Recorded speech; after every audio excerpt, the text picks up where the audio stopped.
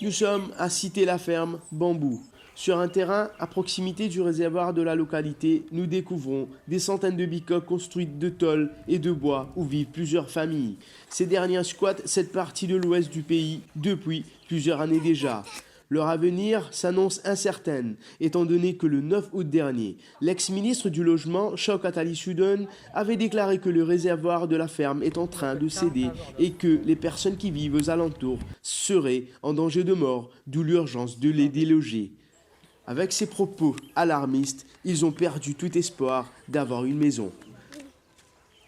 Problème d'électricité, absence de drains, des maisons inondées au temps des averses, autant de problèmes auxquels doivent faire face ces familles squatters au quotidien.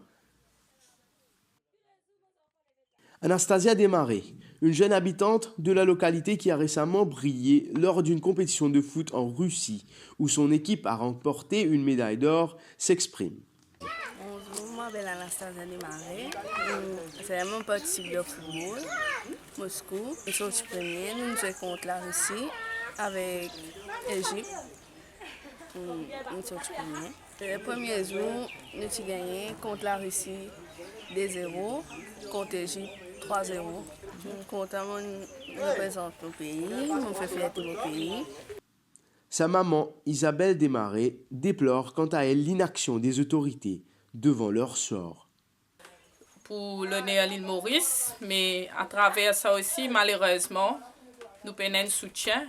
Ministre Invini saisit, remercie les autres avec une médaille, mais pas plus. Mais personne pas même vivre quand nous vivons, qui nous situation. Mais comme Anastasia, il y a une fille assez intelligente dans l'éducation, même des côtés sport aussi. Mais quand nous pouvons vivre, ce n'est pas évident. Il y a un plaisir pour moi qui nous peut faire un truc pareil, pour passer devant une caméra, pour raconter nos problèmes. Mais comme nous dit aussi, nous ne pouvons pas taper la porte pour nous demander un goût de manger, ni un peu l'argent, c'est juste un coin, et prends-nous un peu compte. Parce que, imaginez, nous avons deux filles, l'autre a 3 filles, quand la vie vient, même du monde qui a l'électricité, la vie peut venir dans les aujourd'hui.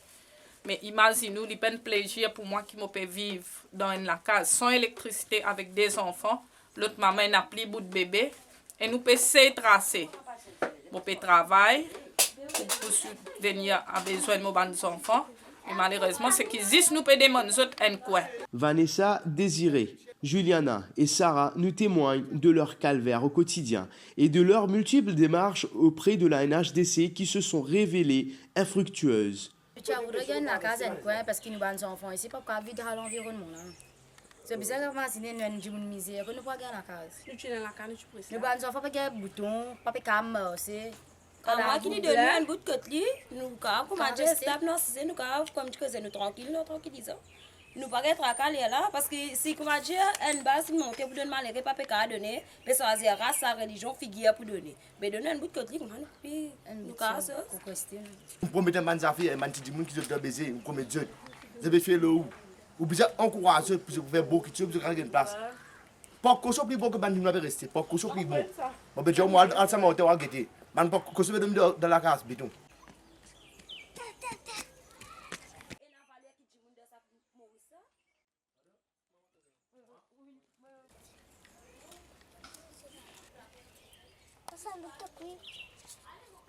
Entre-temps, faute d'un lieu de loisirs, les enfants sont contraints de jouer dans la rue boueuse.